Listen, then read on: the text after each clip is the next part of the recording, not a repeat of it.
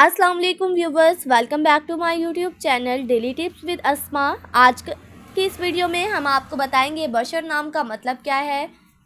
बशर नाम का शुमार लड़कों के नामों में होता है।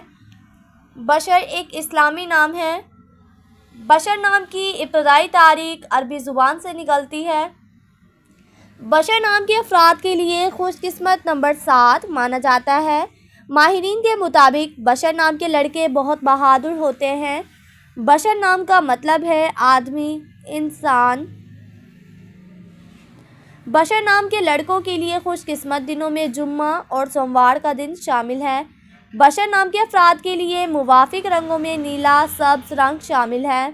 बशर नाम के अफराद के लिए मुवाफिक पत्थरों में मरकत पत्थर शामिल है। खुशकिस्मती वाली धातों में हिंसों के हिसाब से चांदी शामिल है।